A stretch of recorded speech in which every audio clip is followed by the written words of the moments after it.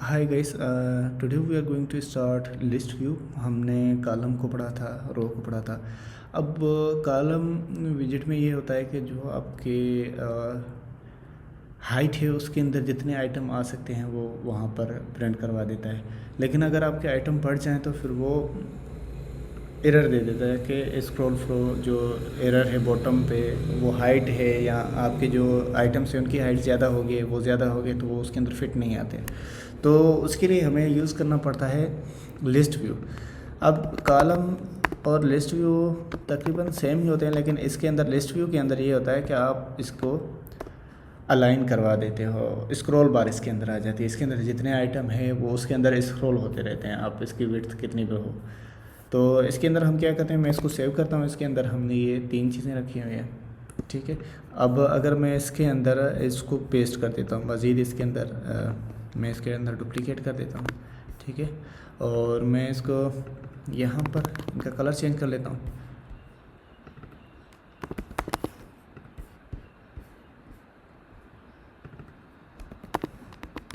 अब इसके अंदर एक से ज़्यादा आइटम्स आ गए। अब ये अगर हम कॉलम के अंदर यूज़ करते हैं तो यहाँ पर एरर आ जाएगा। मैं अभी आपको करके दिखा भी देता हूँ। मैं यहाँ पर इसको कॉलम कर देता हूँ, तो यहाँ पर देखें ये फिट नहीं आएंगे, बॉटम ओवरफ्लो हो गया, इसका एरर आ रहा है। तो इसी को हमने लिस्ट के अंदर जब हम यूज़ करते हैं तो लिस्ट के अंदर एक इफेक्ट आ जाता है स्क्रॉल।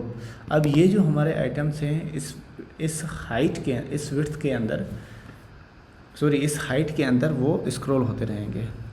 आप कितने भी इसके अंदर रख लो, अब वो इसके अंदर ही स्क्रॉल होते रहेंगे। स्क्रॉल इसको आप वर्ड इसकी डायरेक्शन चेंज भी कर सकते हैं। रो के अंदर भी यही इशू था कि अगर हम इसको रो कर देते हैं तो ये रो के अंदर भी एरर आ जाएगा। मैंने इसको रो कर, ये देखिए यहाँ पर एरर आ गया है, क्योंकि ये जो हाइट है उसी के अंदर फिक्स आएंगे, वो सॉरी रो के अंदर जो ये इसकी जो विड्थ है उसी के अंदर फिट आएंगे। तो हमें इसको अगर लिस्ट व्यू में यूज़ करते हैं और अभी हमने इनको रो में प्रिंट करवाना है तो हम इसकी डायरेक्शन को चेंज कर लेंगे। अब इसकी हम डायरेक्शन को चेंज करने के लिए हम यूज़ करते हैं, इसके अंदर एक प्रॉपर्टी होती है लिस्ट व्यू के अंदर, स्क्रॉल डायरेक्शन। तो हम उसको यूज़ कर लेते हैं। स्क्रॉल डायरेक्शन, हम इसकी डायरेक्शन जो अभी है एक्सेस, अगर हम यूज़ करते हैं एक्सेस स्टार्ट, इसकी अभी जो डायरेक्शन है वो है अगर हम लिस्ट व्यू को सिंपल यूज़ करते हैं तो वो इनिशियली जो उसकी डायरेक्शन होती है डिफ़ॉल्ट वो वर्टिकल होती है, जैसे कि यहाँ पर अभी हमारे पास ये शो हो रहा है।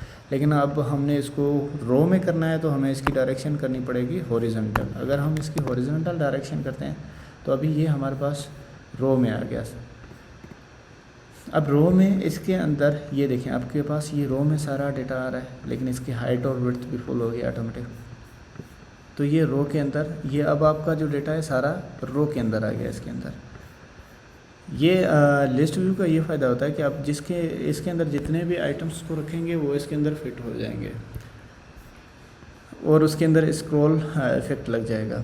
अब ये जो आइटम है, कभी कभी ऐसा होता है कि ये श्रिंक हमें करने पड़ते हैं, क्योंकि इसकी जो हाइट विड्थ है वो उसके हिसाब से नहीं आते। अगर हम इसके ऊपर एक प्रॉपर्टी होती है फिज़िक्स, मैं इसके ऊपर फिज़िक्स प्रॉपर्टी लगा देता हूँ और इसके ऊपर लिखता हूँ नेवर स्क्रॉल फिज़िक्स। ये प्रॉपर्टी क्या करती है कि जो स्क्रॉलिंग अभी हो रही है इसके अंदर, अभी हम ये देखते हैं कि इसके अंदर स्क्रॉलिंग हो रही है, मैं इसको सेव करता हूँ तो अब इसके ऊपर क्या होगा कि स्क्रॉलिंग नहीं होगी। अब ये फिक्स है, तो ये इसके अंदर जो फिज़िक्स है इसके अंदर ये प्रॉपर्टी, डिफ़ॉल्ट प्रॉपर्टी यही होती है ऑलवेज स्क्रॉल फिज़िक्स। अब ये स्क्रॉल होगा इसके अंदर, ये प्रॉपर्टी इसके अंदर होती है। इसके अंदर एक और प्रॉपर्टी होती है जो श्रिंक प्रॉपर्टी।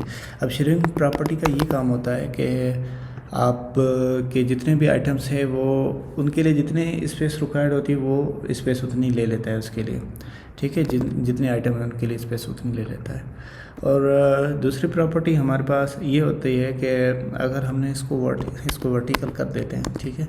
और एक प्रॉपर्टी है हमारे पास रिवर्स। अब रिवर्स क्या करते हैं कि जो आइटम्स हैं आपको उनको रिवर्स कर देती है। अगर मैं इसको रिवर्स लगा देता हूँ तो ये देखें, अब जो हमारे आइटम हैं उनको एक रिवर्स आर्डर दे दिया, उनकी डायरेक्शन को चेंज कर दिया। ये इसके अंदर एक दूसरी प्रॉपर्टी होती है पेडिंग भी आप इसके अंदर दे सकते हैं। पेडिंग अगर आप यहाँ पर यूज़ करना है तो आप इसके अंदर पेडिंग भी आती है, agency.all। आप यहाँ पर ऑल साइड से पेडिंग भी दे सकते हैं इसके अंदर लिस्ट व्यू के अंदर। स्क्रॉल डायरेक्शन यूज़ कर दिया हमने इसके अंदर। और इसके अंदर दूसरी एक और प्रॉपर्टी होती है जिसको हम यूज़ करते हैं, आइटम एक्सटेंडेड।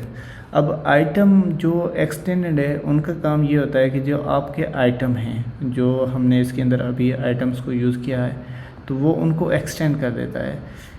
अगर मैं इसको अभी यहाँ पर सेव करता हूँ तो ये देखें, मैंने इसको जैसे ही सेव किया तो मैं इसके अंदर डेटा दे देता हूँ। अब इसने आइटम को एक्सटेंड कर दिया, उनकी जो साइज़ है उसको उसने इतना एक्सटेंड कर दिया, कम कर दिया। इस प्रॉपर्टी को यूज़ करके आप इनकी साइज़ को कम ज़्यादा कर सकते हैं। जैसे कि अगर अभी मैं इसकी 20 कर देता हूँ तो ये बढ़ जाएंगे। अगर मैं इसको कितना एक्सटेंड करना है आइटम को, वो यहाँ पर हम कर सकते हैं इसके ऊपर। अगर मैं 100 करता हूँ तो ये हर एक को 100 आइटम को एक्सटेंड कर देगा।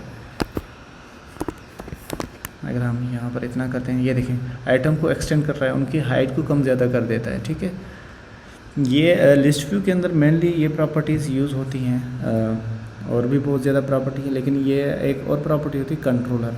अब कंट्रोलर प्रॉपर्टी से क्या होता है कि आपके जो स्क्रॉल है उसकी पोजीशन को आप कंट्रोल कर सकते हैं। जैसे कि स्क्रॉल बार आती है हमारे पास, तो हम अगर मैं यहाँ पर एक कंट्रोलर ले लेता हूँ,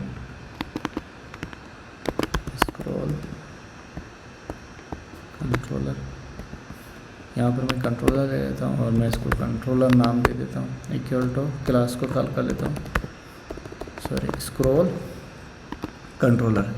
अब इससे क्या होगा कि मैं इसको इसके अंदर कंट्रोलर एक प्रॉपर्टी होती है उसके अंदर मैं दे देता हूँ कंट्रोलर, और मैं इसके अंदर जो मैंने कंट्रोलर ऊपर कॉल किया उसको मैंने यहाँ पर दे दिया।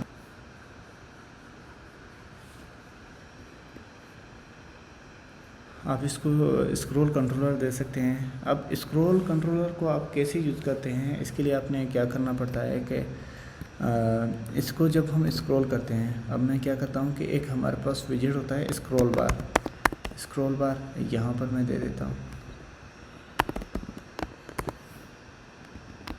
अब यहाँ पर हम इसको अभी मैं सेव करता हूँ तो यहाँ पर जो है ना स्क्रॉल बार, यहाँ पर ये स्क्रॉल बार यहाँ पर आ रहा है, आपको शायद नज़र आए, यहाँ पर स्क्रॉल बार आ रहा है।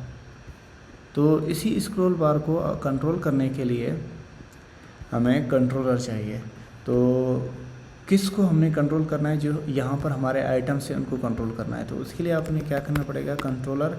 अब जो ऊपर हमने कंट्रोलर दिया है उसको हमने इसके अंदर दे देना है, क्योंकि वही कंट्रोलर यहाँ से जो स्क्रॉल हो रहा है उनको यूज़ कर रहा है। तो आप यहाँ से इसको कंट्रोल कर सकते हैं। इसके अंदर हमने कंट्रोलर को दे दिया। हम थोड़ी इसकी थिकनेस को बढ़ा देते हैं, थोड़ा सा पता चले। अगर अभी मैं ये देखें, अभी इसके अंदर जो स्क्रॉल बार आ गई ना, अब वो कंट्रोल हो रही है इसके थ्रू। जो कंट्रोलर हमने यूज़ किया ना, जो स्क्रॉल हो रही है इसके अंदर, वो लिस्ट व्यू के हमने अंदर जो दिया वो इसके अंदर कंट्रोल हो रहा है। इससे हम कंट्रोल कर सकते हैं इसको। आज के लिए इतना ही। अगर आपको वीडियो अच्छा लगता है तो इसको सब्सक्राइब करें, लाइक करें, कमेंट करें, और अगर आपको और वीडियो चाहिए तो वो आप कमेंट करें।